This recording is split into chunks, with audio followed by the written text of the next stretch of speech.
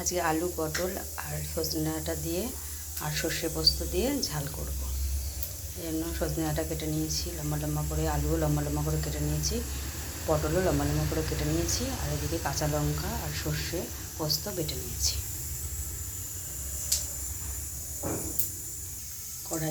কড়াইতে তেল দিয়ে দিয়েছি, পাঁচফোড়ন ফোড়না দিয়ে দিয়েছি। এবার আলুগুলোকে ছেড়ে দিচ্ছি।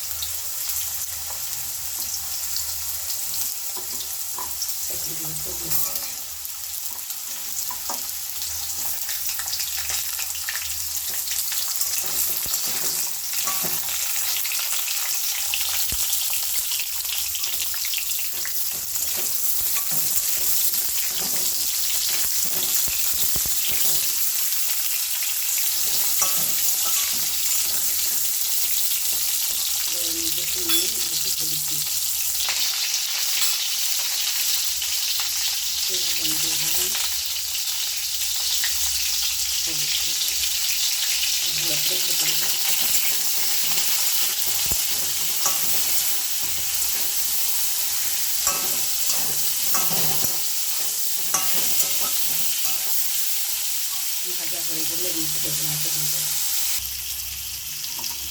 সজনে ডাঁটাগুলো দিয়ে দিচ্ছি।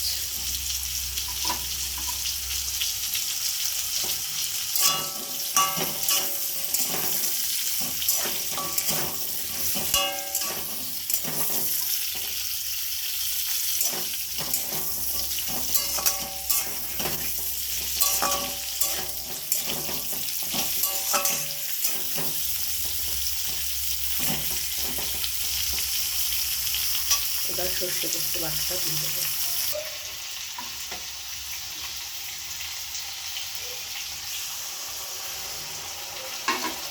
সর্ষে পোস্ত আর কাঁচা লঙ্কা বাটাটা দিয়ে দিলাম।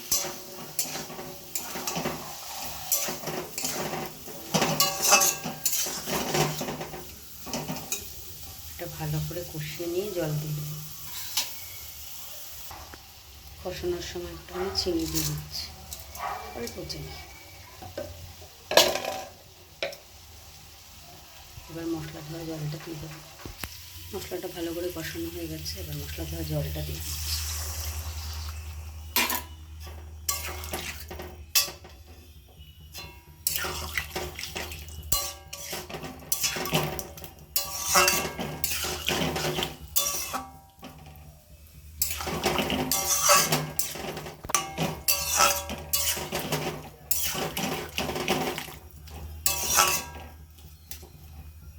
আলু সেদ্ধ হয়ে গেছে।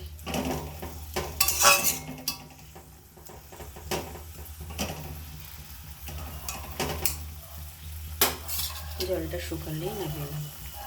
এখন ঢাকা দিয়ে দিচ্ছি। দেখি এবার তরকারির ঝোলটা শুকিয়ে গেছে। এবার এটা নামিয়ে নিচ্ছি। কড়াই থেকে তরকারিটা নামিয়ে নিলাম। হয়ে গেল পটল আলু সজনে ডাঁটা দিয়ে পোস্ত আর সর্ষে দিয়ে ঝাল।